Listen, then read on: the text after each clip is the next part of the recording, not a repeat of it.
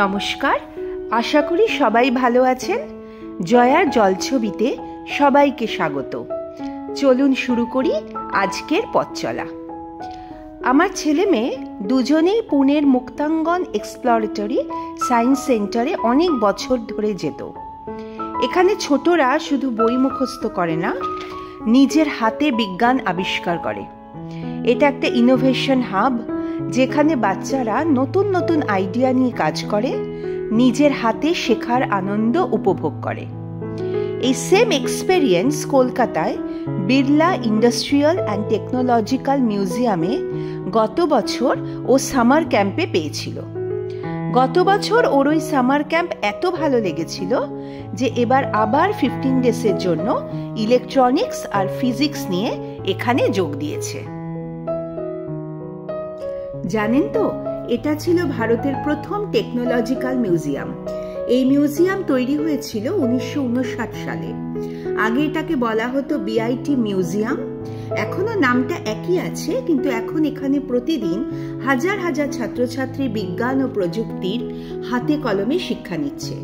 গতবার রিয়ান এখানে কিভাবে সার্কিট তৈরি হয়, sensor base light, magnetic train, solar heater, remote control car, LED light, sensor door, এরকম নানান ধরনের প্রজেক্টে কাজ করেছে। কি হচ্ছে?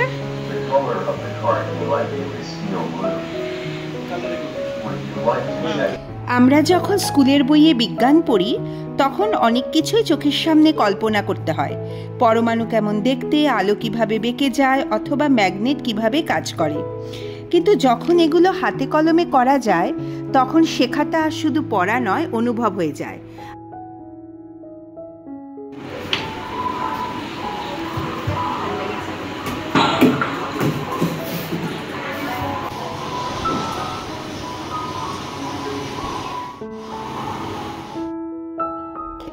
আজকের দিনে আমরা সবচেয়ে মজা পেয়েছি বিড়লা মিউজিয়ামের চিলড্রেন্স গ্যালারিতে এসে।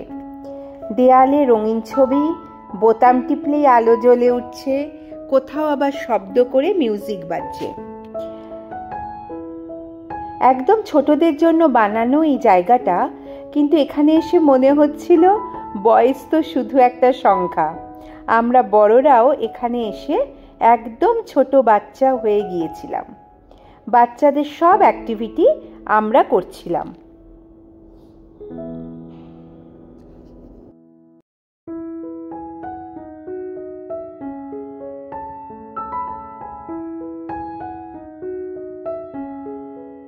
এখানে সবচেয়ে যেটা ভাল লেগেছে তা হলো একটা হিউম্যান বডির মিনিয়েচার তৈরি করা ছিল, যেখানে বাচ্চারা শরীরের ভিতরে সব অঙ্গ খুব সহজে চিনতে আর মনে রাখতে পারবে।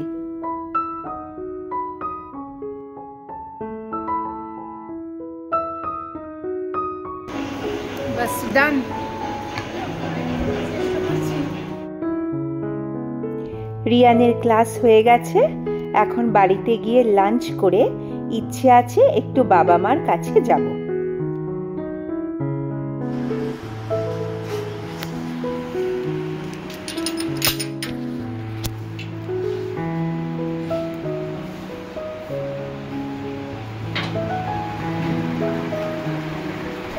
কোথায় সবাই? কি শরীর কেমন আছে? গরমে একদম নাজেহাল। বাবা কি করছো? একদম ড্রেস আপ করে সেজে গুজে বসে আছো? সত্যি পারা যাচ্ছে না, অসম্ভব গরম।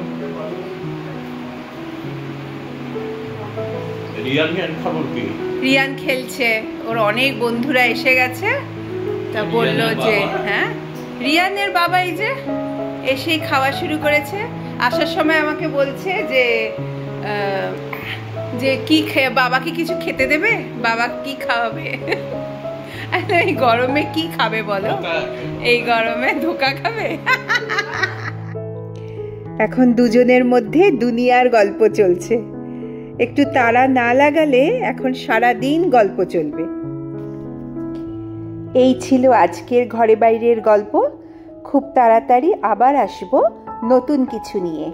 ততক্ষণ সবাই ভালো থেকো, পাশে থেকো। Good night.